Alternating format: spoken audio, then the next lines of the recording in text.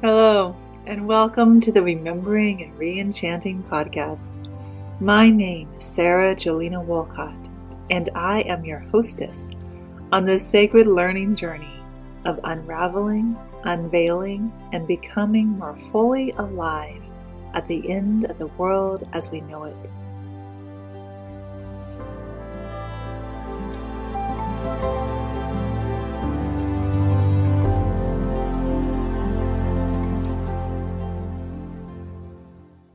So today, this podcast episode is a little bit different than what we normally do. And I'm really excited to be able to offer it to you. It comes out of a course that is not currently being offered, that was hosted by the School of Wise Innovation. And the course was called The Embodied Ethics in the Age of A.I. And it was taught primarily by Josh Schrei. You may know Josh through his podcast, The Emerald. The School of Wise Innovation's founder, Andrew Dunn, is a friend of mine and a colleague and student, and he invited me to be on this course. And we had recorded this particular conversation between Josh and myself and Andrew as part of the course, and thought it was really interesting and good enough and worth putting out there on this podcast. So it's partly me talking and kind of sharing about some of the historical context about how do we approach questions of ethics in the age of AI.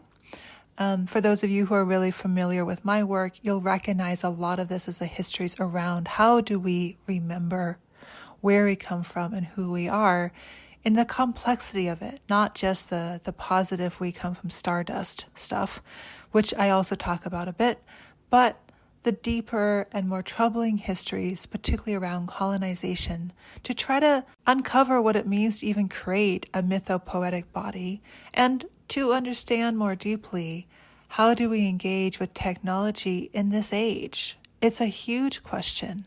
And I gotta say, in some ways, this conversation doesn't get as much into the technological part as you might expect from the title, so don't be too disappointed about that.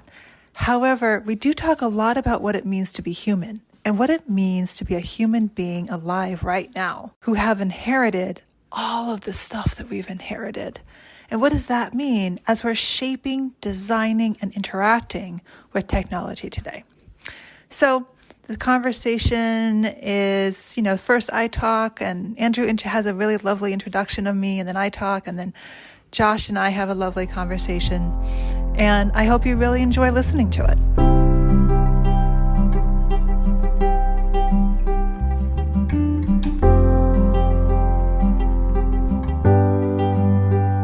Hey everybody, welcome back to our third special guest session with Sara Jolena Wolcott on when discovery is part of the problem and shape-shifting our relationship with time is part of the response. Sara Jolena Wolcott is a witchy minister and healer in service to the divine feminine. At the age of 5, her healing gifts were recognized by her grandmother, and she's learned and practiced a variety of healing arts since then. Recognizing the intertwined causes of ecological and human diseases, she went on an odyssey into the root causes that led her to becoming a social scientist in the field of society and technology studies, to becoming a traveling singer and songwriter in India, to studying eco-theology at the Union Theological Seminary, to starting to decolonize her own cosmovision, including her national, religious, and familial inheritance, and learning to shift towards something more attuned to her animist spiritual lineage. Her eco-spiritual initiative, Sequoia Samambaya, creates tools, rituals, and teachings in the work of remembering and reenchanting. Much of her work in supporting the emergence of a different cosmovision is around shifting our relationship with time and place, including origin stories, remembering the histories of colonization, narrating the origins of democracy differently, and creating rituals throughout the human life cycle, and revitalizing practices of cyclical time. This includes revitalizing her ancestors' largely dismembered relationships with indigenous peoples in North America, including the Haudenosaunee Confederacy. Sara grew up in a Quaker community and with a herd of horses in California. These days, she lives alongside the river that runs both ways, more commonly known as the Hudson River, with her partner, who works as an indigenous peacemaker in restorative justice spaces, and who is a member of the Tuscarora Nation, part of the Haudenosaunee Confederacy. These two women often create collaborative offerings, including Haudenosaunee Cosmovisions, work around origins of democracy, and heart medicine. And I've known Sara for almost 5 years now. She's been a dear friend, a coach, a teacher, co-conspirator, and an incredible body worker too. And it's a real delight to have her today because we've talked about doing events and workshops and even a course on some of the material around technology.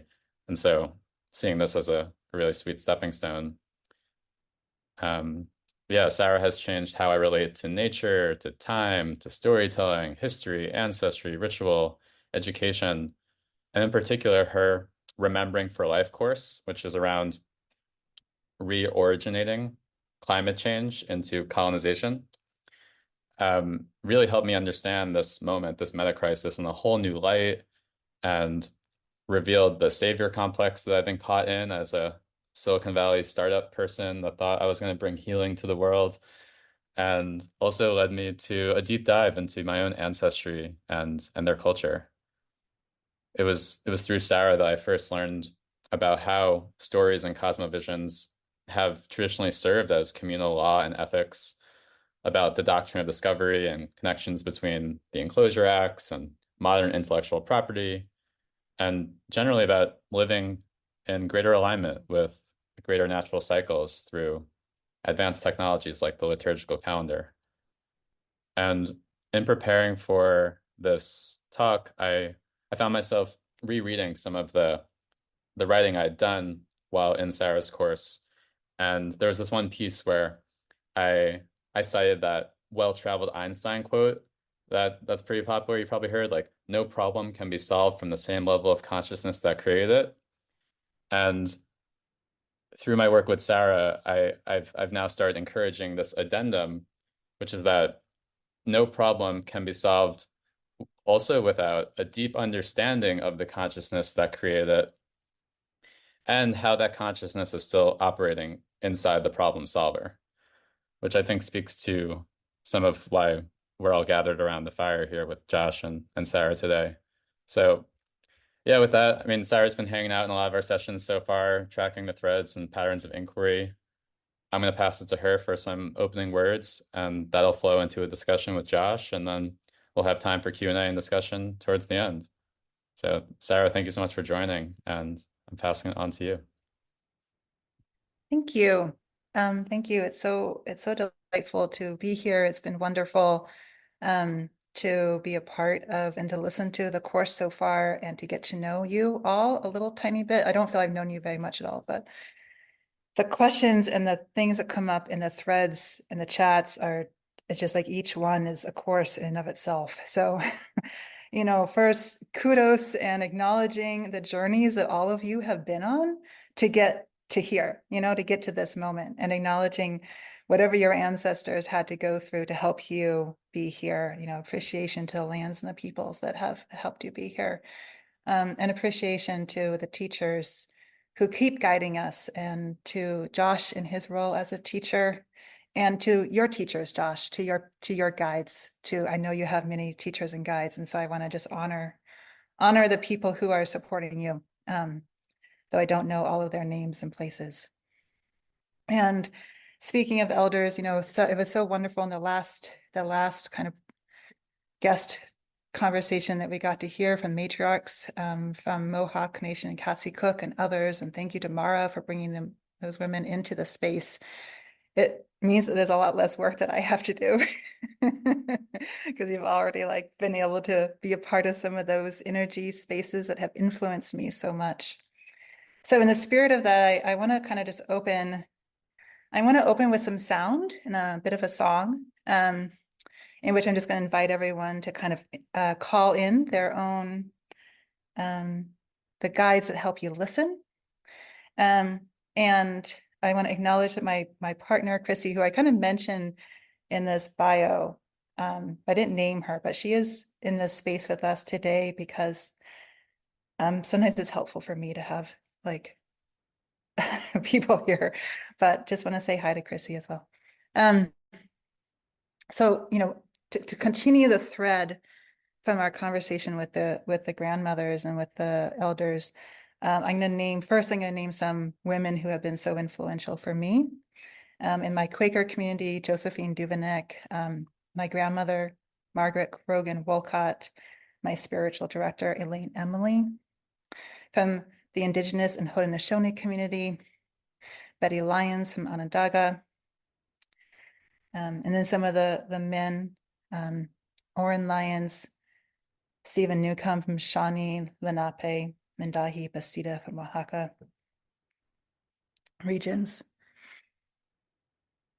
And I want to invite you to just sink into your guides. I'm just going to kind of offer some sound, not to perform, but because to sing from the heart is to share our heart, right? Is to share who we are.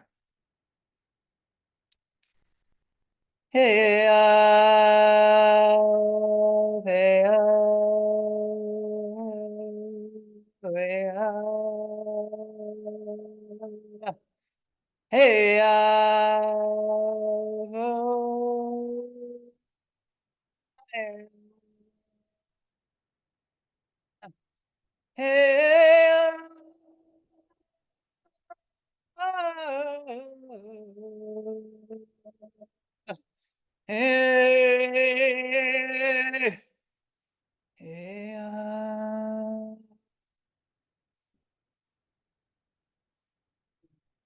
hey, hey, hey,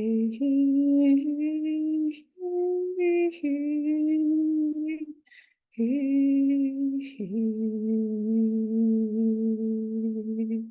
hey, hey,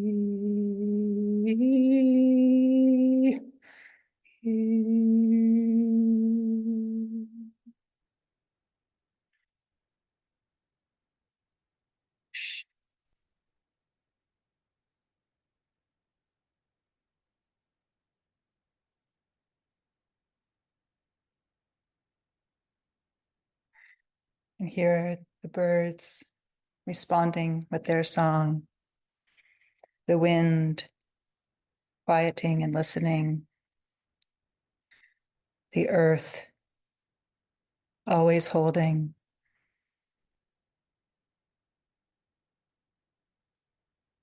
May our mutterings today be in support of all of life, for the healing of the past, the future, and the present generations.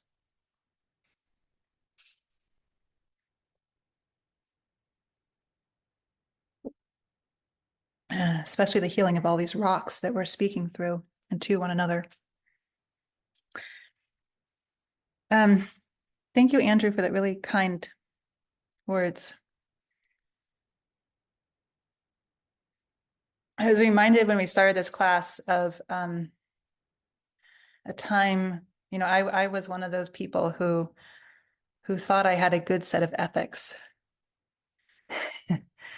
And I had done all this study and all this work, and I wanted to work in climate change. I wanted to help what I saw as the most important issues of the day. And I felt that I was going to learn something. In this case, I got an opportunity to go and work in East Africa in Kenya. And I was very excited. And I went as part of a member of my Quaker community. And I got support from the Quaker community. And I fell on my face. And I came back a little bit with my tail in between my legs. And my community elder my Quaker community elder, is a bunch of women, they sat around and they reminded me, they helped me see, because I actually didn't see it. they helped me see that I had been so focused on achieving my purpose, on finding my purpose, on discovering myself and my role and how I could be a contribution in the world, that I actually did not understand the impact that I had on others, and that had some substantial implications, which I was quite literally unaware of. And it really, it changed my life trajectory. I was probably 25 at the time. And it helped me, I say it began because I'm still learning. It began my process of learning to attend to impact, and recognizing the extent to which my cosmovision comes from that I don't see things. And some of it was just growing up. But it helped to open a pathway for me, because I really thought I was prepared. And it reminded me very much when Josh was talking in some of the early sessions about who's saying no. And so I had the experience of people saying no to me. And I have no question I am doing the teachings I'm doing today, and I can do the work I'm doing today because I had people who said no, and who restrained me at a pretty early age, and who forced me to make amends and to do better. It wasn't until much later that, and much later after a lot of other things had happened, that I had a conversation with several folks from the, who were working with the Onondaga Nation, with the Haudenosaunee Confederacy. And there was a conversation in a climate justice gathering in which I said something I had always said. I said it so many times. I said, what do you need help in? What do you want support in? And I thought they were going to say something like, healing the local lake. Onondaga Lake is one of the most polluted lakes in the country. And it was a sacred lake, key part of their cosmovision. And he said, well, we want what we've always wanted. We want to repeal the doctrine of discovery. And I said, what does the doctrine of discovery have to do with climate change? And that led me on this odyssey. That led me on this huge set of questions. And as you may know, the doctrine of discovery is a set of papal bulls in the 1400s and 1500s written by a series of popes, and it's what leads to the beginnings of the colonial encounter. It's the end of the medieval, it's the same time, the beginning of what we call the Age of Discovery. And there's a whole bunch of cognitive linguistic theory that we could go into to explain some of this, but I'm not going to go into it very much today. I'm just going to say that in the doctrine of discovery is embedded within it is the cosmovision that this amazing man named Stephen Newcomb, who wrote this book, Pagans in the Promised Land. The Stephen Newcomb refers to as a doctrine of domination. It's deep embedded in US law. And even more important, it's embedded in the cosmovision of how people think. And because the mind is embodied, and because so much of this stuff is subconscious, most of us aren't aware of the ways in which the push towards discovery, towards continually finding new things, is actively replicating histories of violence and inattentiveness to our impact on others. In this case, I'm using the word "our" to mean people of, in this case, it comes out of Christendom. So even though today so many people in the space, pay no attention to religion, it is informing all of the culture and cosmovision that's informing, whether that be the technologists who are creating the technology, or whether that be the investors and the market conditions that are enabling the technologies and pushing the technologies forward.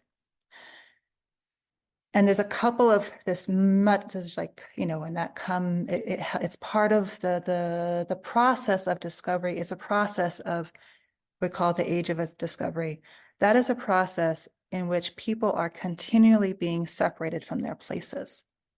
And the identity of the human being is continually being disconnected from the world, the lakes, the mountains, the trees around them.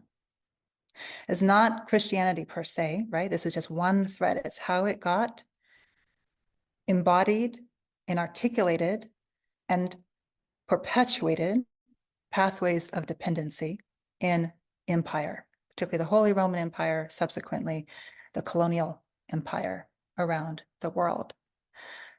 All of us here, if you're asking these questions, we can draw upon legacies and histories and peoples who are also active in the process of decolonizing.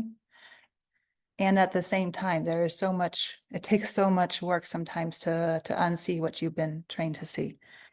But a few pieces of what some people call this code.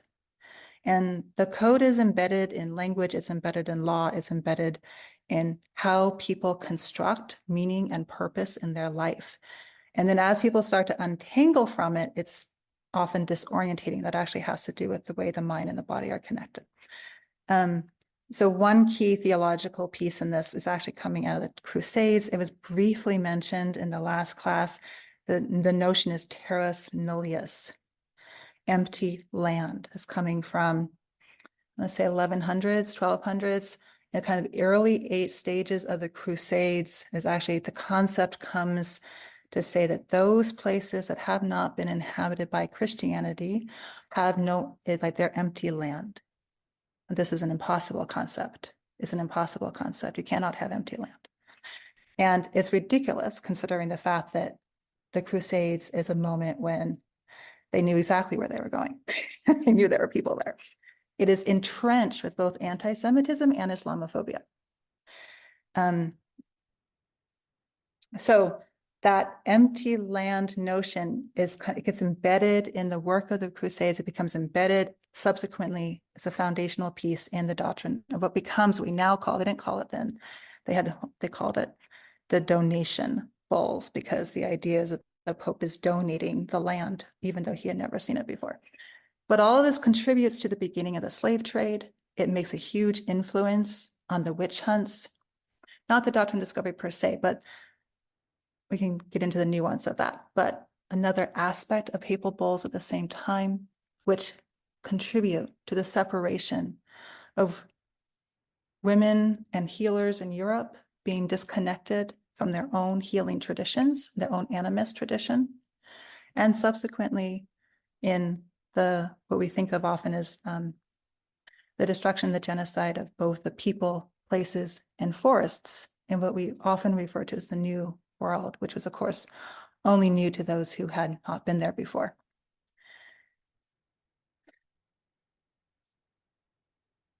The notion entrenched in this, one of the notions entrenched in this is manifest destiny, progress, and that discovery gives you the right of ownership. So it's actually deeply tied to what's now intellectual property law. And influencing what drives what is considered an appropriate focus, what's considered the ideal of the good, that manifest destiny, that forward progress, regardless of who is standing in the way. And that's a metaphor. No one is like, so there's not an engagement. The language does not support you in engaging person to person. It supports a disconnect from the people in front of you, from the land that you're on.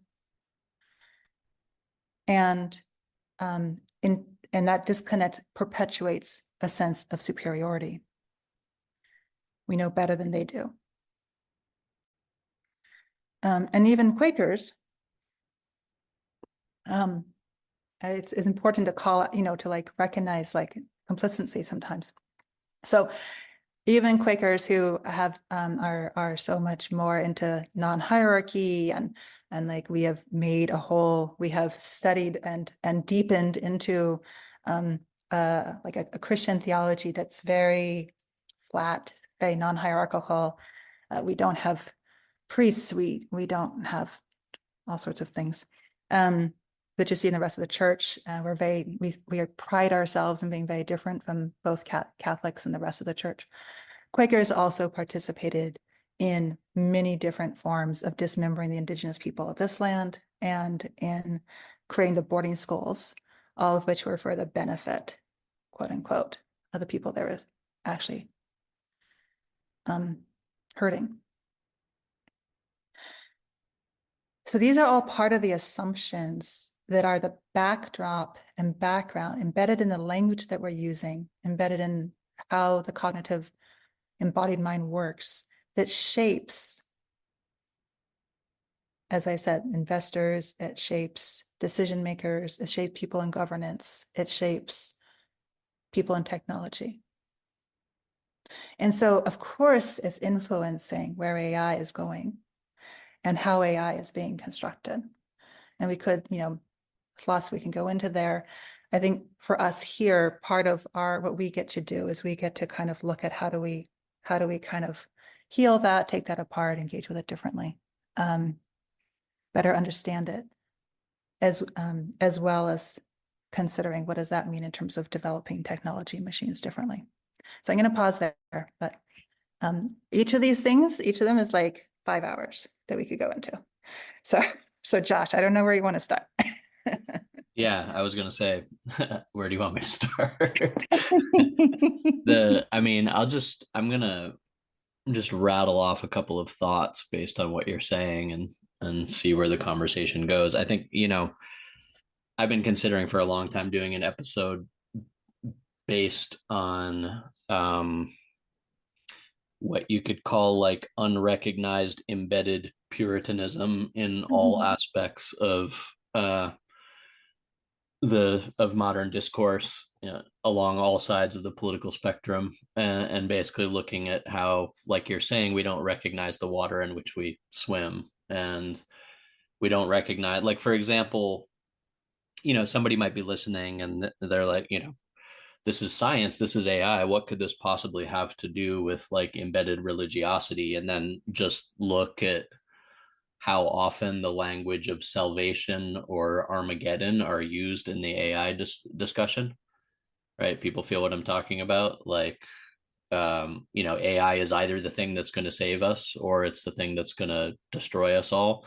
Well, this kind of salvific, the word I was using last week, this salvific / Armageddon view, comes from somewhere. And It does. it's a deeply religious worldview, and the fact that the AI narrative is so completely interwoven with that deeply religious worldview shows the degree to which we don't necessarily consider how steeped we are.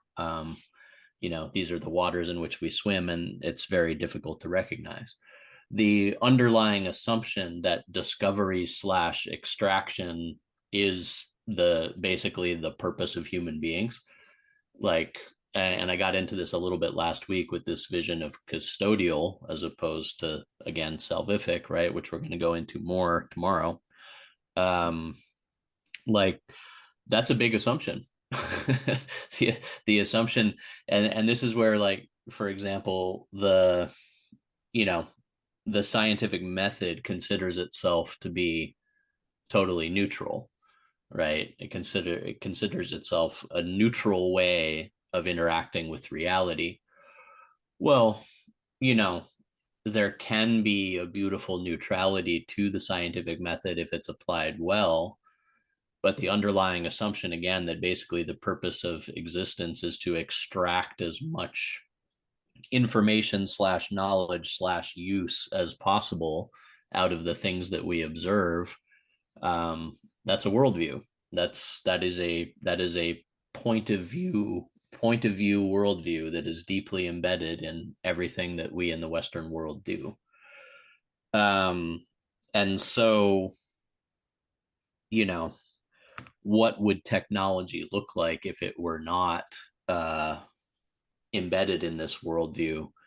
You know, again, we have to see that there are assumptions that are going on in the quest for discovery and progress, and these assumptions inform, the very way that we seek knowledge, and then how we reward, which findings we choose to reward, and the pace and tempo at which we reward and then ask what's next. And all of this is informed by, it's a continuation, you could say, of what Sarah is saying, the age of discovery. Yeah, like if you discover something, then it's automatically yours and you own it. And that is different than a worldview that says everything unfolds according to a great harmonic law, and so everything that you quote unquote discover, A, has already been there, B, is not necessarily your property, and C, the the primary consideration is then how do you utilize this in relationality. And there are pre-existing debts that come with that. Like I talked about in the very first presentation, there are pre-existing responsibilities that come with any discovery. So the idea that you could discover a virgin forest and think that it's yours and there's no debts incurred because, hey, my people are way back there over the ocean, so I can kind of do whatever I want to this forest, right? There are debts incurred. There are pre-existing relationalities already there, even if you're on land that isn't quote unquote yours. Because as we've come to know, it's all one great interconnected system, which really everyone, before about 500 years ago knew inherently. Yeah. So, Yeah. my question, I guess, Yeah. is, and I'm just kind of riffing off of what you said, Mm. but I guess like my question that I'm always asking is like, how do you make more clear within a culture of discovery that like we're how do you make people more aware of the waters in which we're already swimming? I mean, for me, one way is what we're doing, which is in a course like this, starting off with the Thanksgiving every time. We're like, oh, this is totally different. Yeah, this is totally different, But how do you see like how do you see that we can start to bring some awareness to what you could call the presuppositions of the age of discovery? Um, so when I teach a course, I call it the remembering course. We could call it a course on decolonization, but talking about it in terms of remembering is elicits the embodied and mystical experience of it. And it is very much looking at the forgotten histories. And we hear, and like how many Indigenous elders keep saying, learn your histories differently, learn what actually happened here, like in your place. We're so so when we talk about shifting our relationship with time, I want to give you like 2 or 3 small example stories. And like one of them is, it's hard, so the construction of our calendar, a calendar is inherently cyclical, just because the earth goes around the sun. It's very obvious. On almost every indigenous and non-indigenous cosmovision, you're going to have a cycle in there somewhere for the construction of the calendar. When in the 800s, I just wrote an article about this, the Catholic Church was working on creating a liturgical cycle calendar. They wanted to be able to predict Easter for years ahead. So they went through a great deal of effort to figure out how to do that. Embedded in how they're constructing the calendar is both the cyclical and there's a linear component. So the cyclical is what you would get that almost, obviously you get that. That's how the seasons are. That's how the cycles of life are. There is a linear progress that goes from the beginning of the world, kind of skips into the birth of Christ and the death of Christ, and then it goes towards the end of days, the apocalypse, the unveiling. The idea is that you're going in this forward motion and that you are going to reach not really the promised land is like it's a different metaphor, but it's kind of being borrowed. You're reaching the resurrection of Christ in the end of all times. So someone had mentioned apocalypse in the chat. So there's this linear motion that is not about this earth. It's about leaving earth and having an upward ascension. Whether or not we like that particular way of thinking about time as being both linear and cyclical, what I'm trying, like, it's embedded in it is a notion of progress. The more you can understand and see where linearity and cyclicalness, cycliarity, where they are, then that can help to shift how you're seeing the world around you. So like every time I get another little piece of history, every time I kind of help people deepen into some of these, like, so there's like moments in history that are super helpful, but a huge part of it, like if you're like, for the cosmovision stuff that you're talking about, like when the explorers during that age of exploration, and there's a phenomenal book that kind of charts the different rituals, because this is all done ritually. I think we forget how incredibly ritual this was all manifested by. When the Spanish wanted to declare that they owned land, they would stick their sword in it. Phallic. When the English wanted to declare that they owned land, a new place that they had never been before, they planted a garden. And then subsequently, this tells you, this is just, the English are really into their gardens, eh? You know, that's a very important part of their culture is their gardens. And even today. And all their metaphors are about gardening. And they would have subsequently, they would argue between themselves, the conquistadores and the English would argue, is this, but I planted a garden, no, but I put my sword here. And they would have these arguments about which one is better and which one was actually discovery and which like, did they actually have this land or not?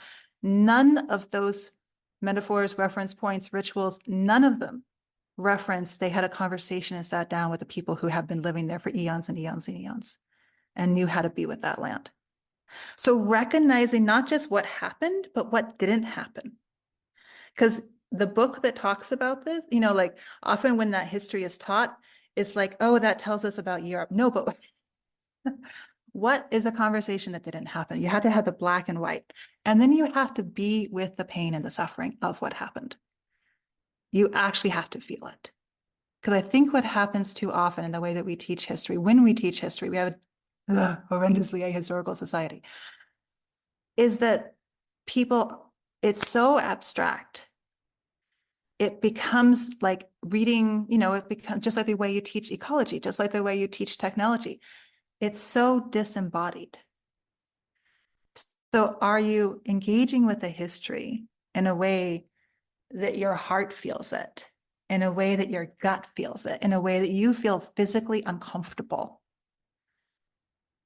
Because that's the piece that was missing. And it's like, that's why I think of it like we had to go through remembering processes. We have to like actually feel and get to a place where we feel like the part we're actually had to dislodge and shift how our neurons are conceptualizing metaphors.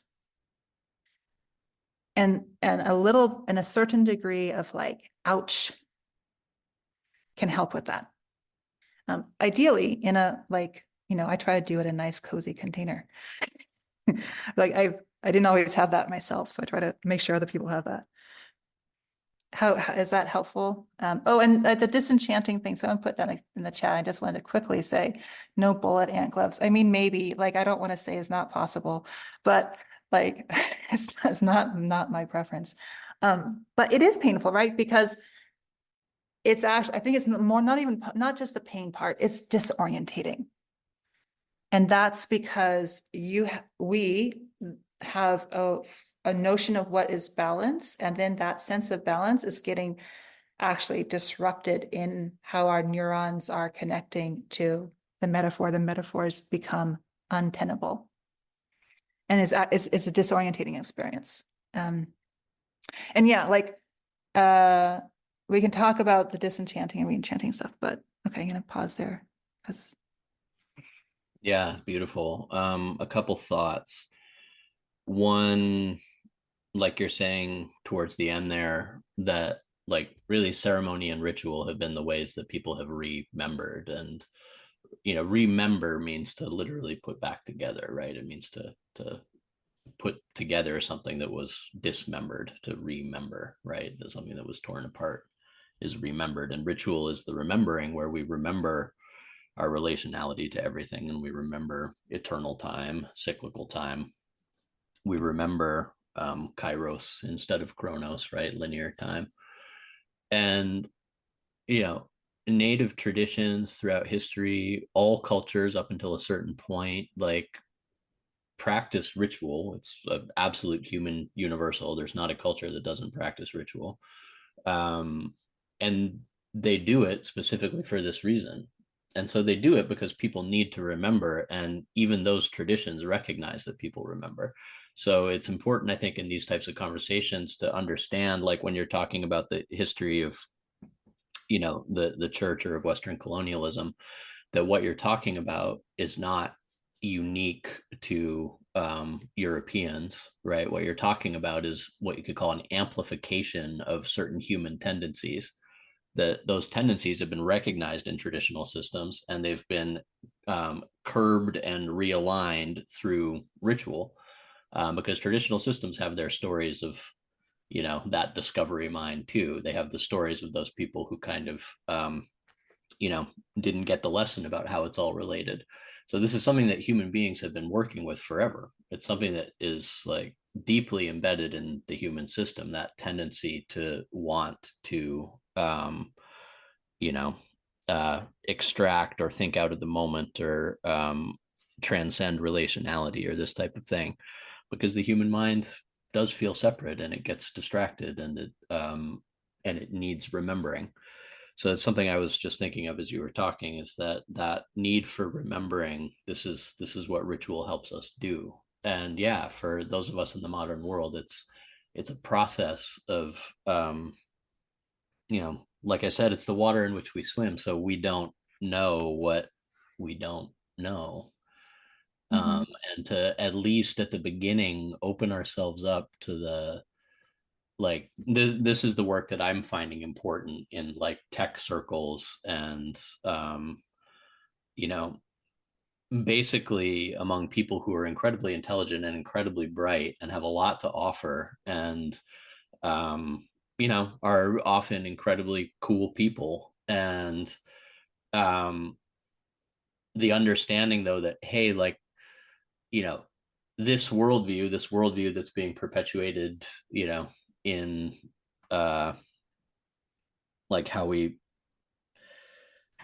learn about tech, like this worldview is you could say, like it's a particular lens, and it's a particular fragment, and there's a whole lot more, and that whole lot more, that container, that context, happens to be really important for existing in harmonious relation with all life on earth.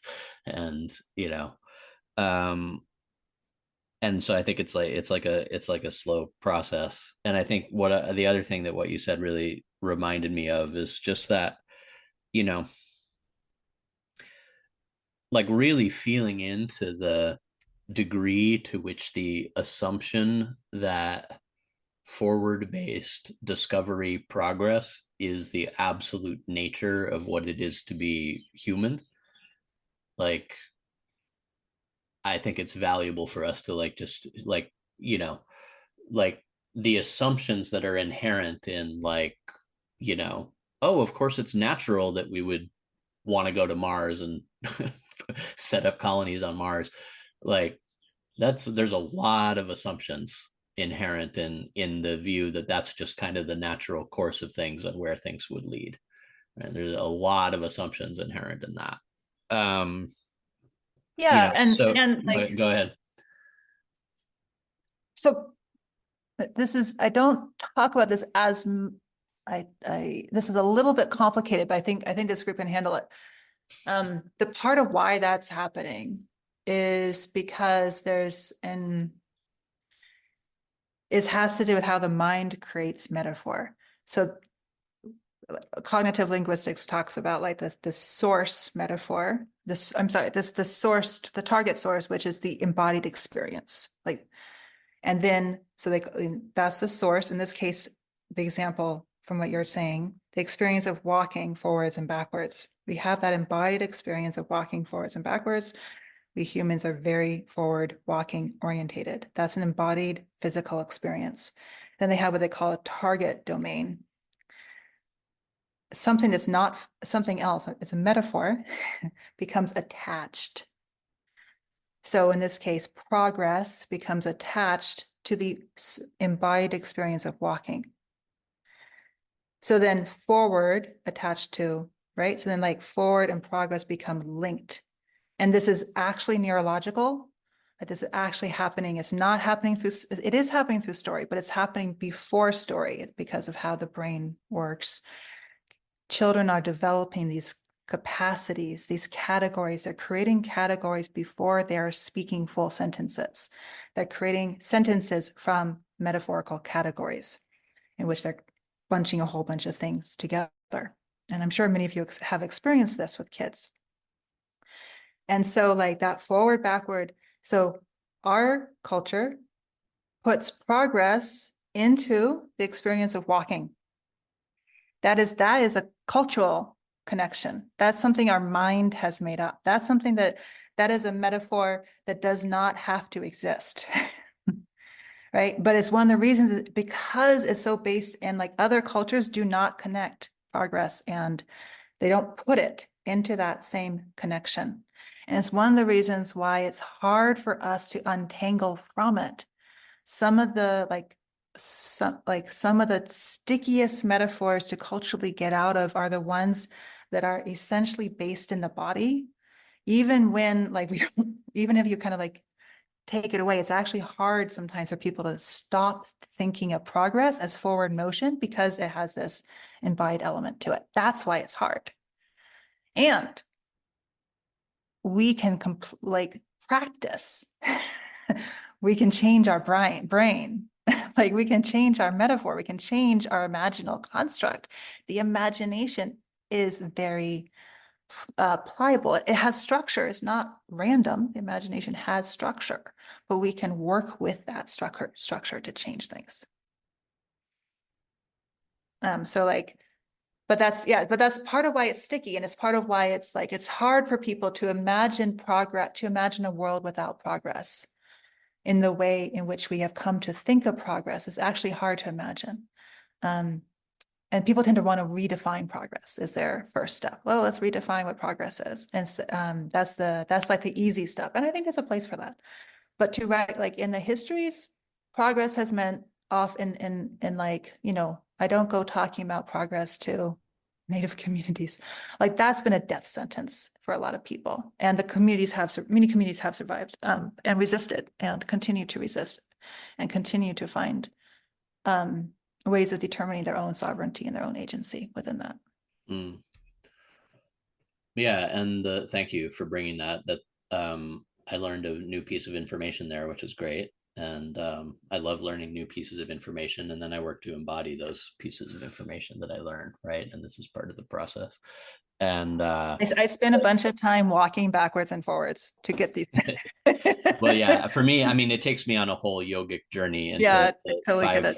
directional pranas, and that's a lot of how I teach is around the 5 directional pranas, and I think this has like tremendous somatic value for us, but I'm not going to go down that rabbit hole right now.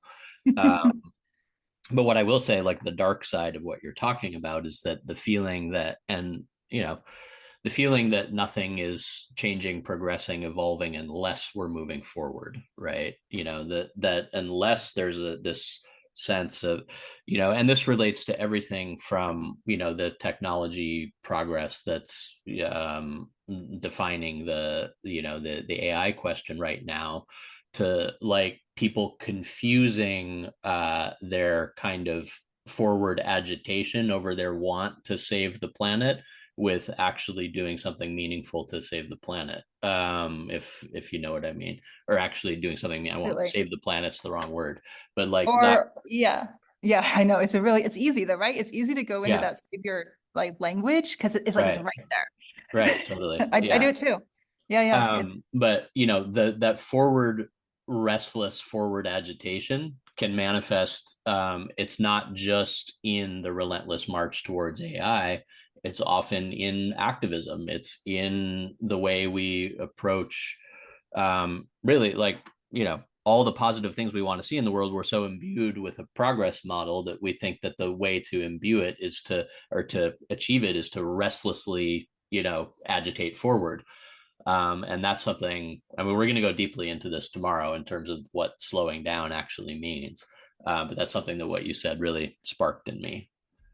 yeah, and as you're just saying, you're talking about that, it reminds me of this other piece that I do like along with that kind of shifting our relationship to history, like re-embedding ourselves in cyclical cycles in time. And you've talked, Josh, I know you talked about this in all sorts of different ways. Um, like we developed for me it came out of a series of mystical experiences, but like we developed a circular calendar process that we bring people through. And we tend to do it with the annual cycle. You can do it with the lunar cycle. You can do it with you can do it with any planetary cycle. We tend to focus on the annual cycle because people are used to doing annual reviews. So it's a familiar process in some ways, but it's also very different.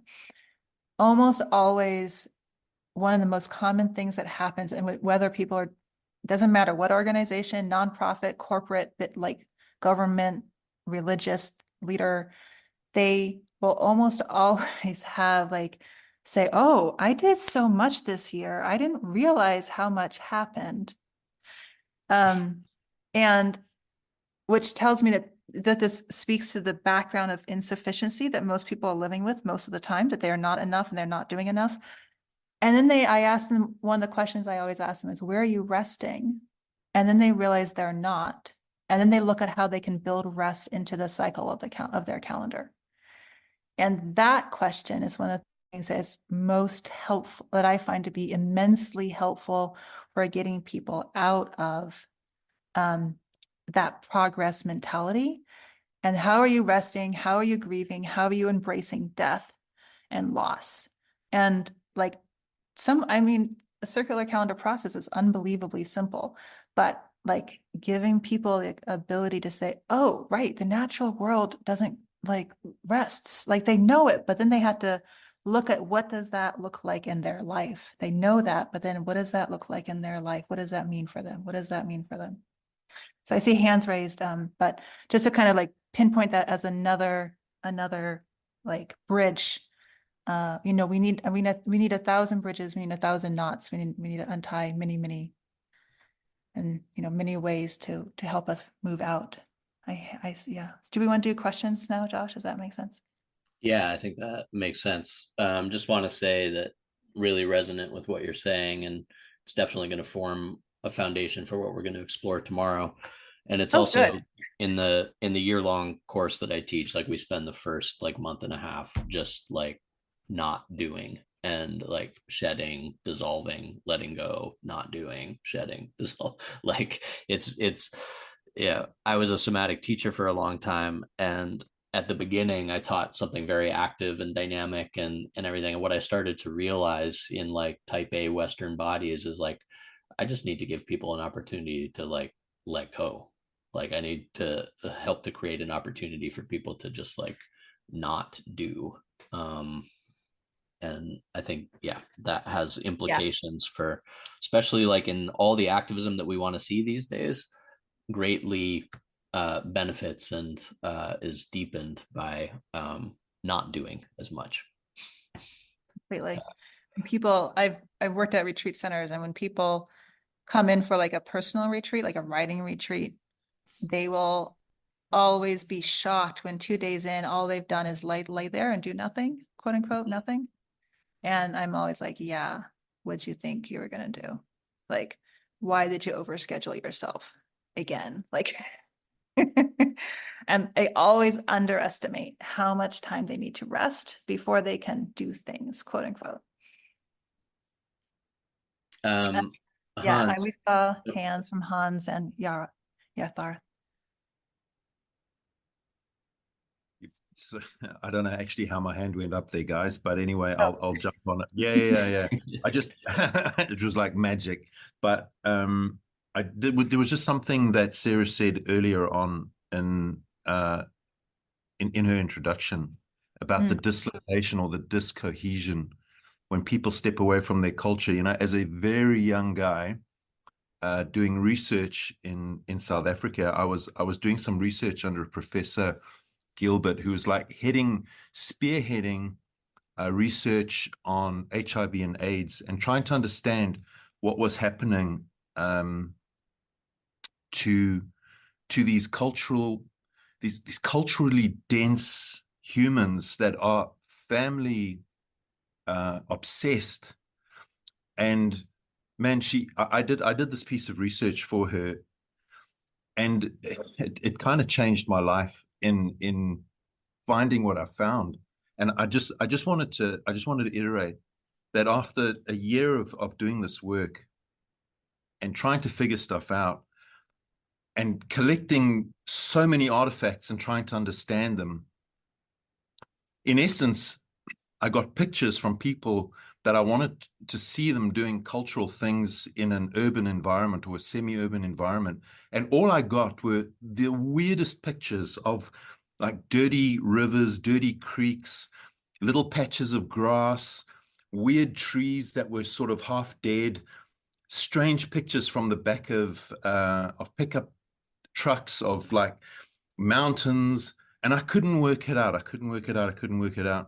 And anyway, after spending time with elders, Sangomas in South Africa, I was schooled. And basically what he said is you have to understand the people will never be able to connect with ancestor and understand self without the land.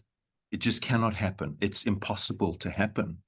And so when Sara said that earlier on in her talk, it just resonated so strongly with me. And I think there's still a lot of people that question that. But I just wanted to endorse that thought that I have data to prove it, you know, and it's just, it's just absolutely so powerful. People talk about it in our circles, in our culture, and say, well, people that aren't on their land or connected to their land have no understanding of self. So, okay, there's the indigenous question, but there's my question, right? So I have to ask that question of myself and say, how am I connected to my place? And what is my place on this land as a diasporic child? Who am I and how am I connected? And so it's a deeper question of self. It's like, how do I truly understand my story when I don't really have land, when I don't really have a land or a place to call my land? So I think there's like a Western cultural problem, and I'm mirroring it. I'm talking to it through my own embodiment of like, I don't know where my land is. I don't know where my people are. And so I'm like, I kind of feel sometimes like a hungry ghost, right? I feel like that ghost. And it's actually easy. I'm seeing now, it's really easy to fall deeply into the trap of like forward movement and disembodied forward movement because like I'm hungry, right? And there's nothing that can feed me. And so I know that there's like millions and millions and millions of well-meaning people that probably suffer from the same thing. Okay, so there was a lot for a guy who didn't put up his hand, but that's the point. That's what I wanted to say, guys. And we Thanks. need to talk it through, right? We need to share with each other. Like we need to share with each other our experiences of dislocation in order to get to a place where we can get to remembering. We usually have to spend some time like engaging with our dislocation and trusting that that process can lead somewhere. And that it's uncomfortable, right? It's uncomfortable to really admit, oh, but where is my sacred land? Maybe you know where your ancestors come from, maybe you don't. But if you're not there now, and it's not just, it's not just European folks who aren't there now. A lot of people are not where their ancestors are from and don't know where those sacred lands are. Some do, but a lot of people don't. And so, like, what does it mean to be a guest and to become in relationship with the land where you are? And that always is that conversation that has to do with who was there before you. And it's like, we can make this road by walking. We don't have all the answers, but like to go humbly into asking and to bow deeply to the spirits of that place as part of it is possible. And being with the discomfort makes that road possible.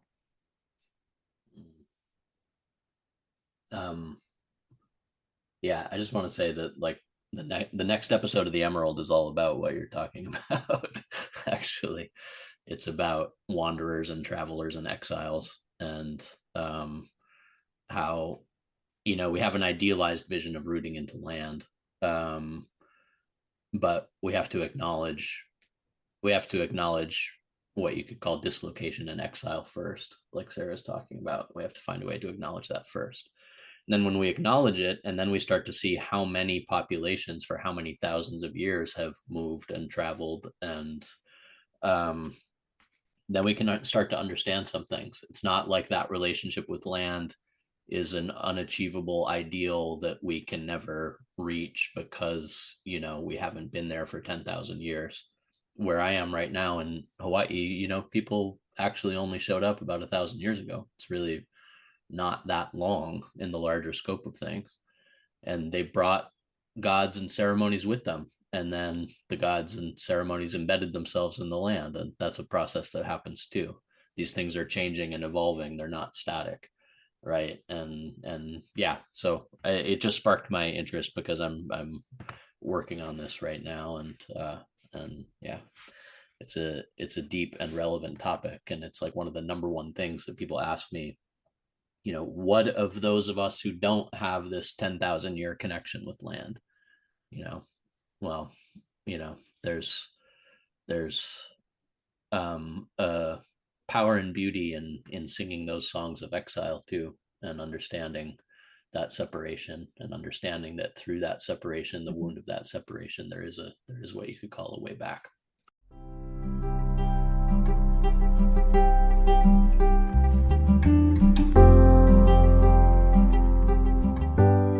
Thank you so much for listening to the Remembering and Reenchanting podcast. If you are enjoying what you are hearing, please subscribe, share, and leave us a review. I am always happy to hear from you, dear listener, to continue finding ways to connect the disconnected and go deeper on your own journey of remembering and reenchanting with your communities, your organizations, and your families.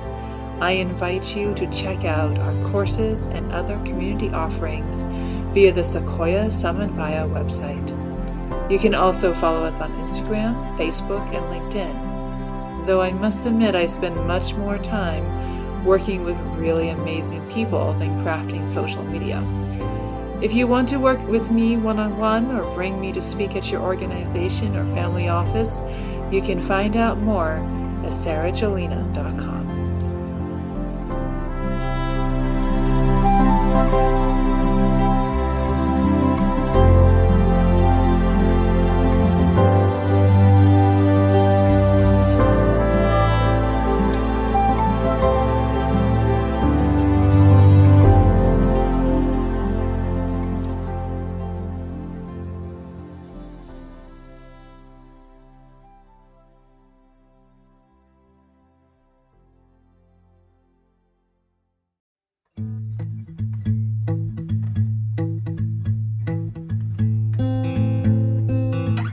Hello, Rememberers.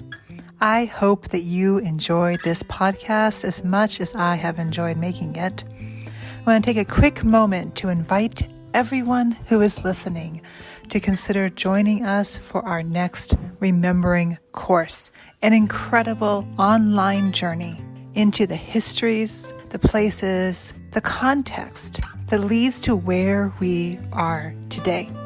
This is critical knowledge not available in any other place that I am aware of in the way that we do it at Sequoia Samanvaya.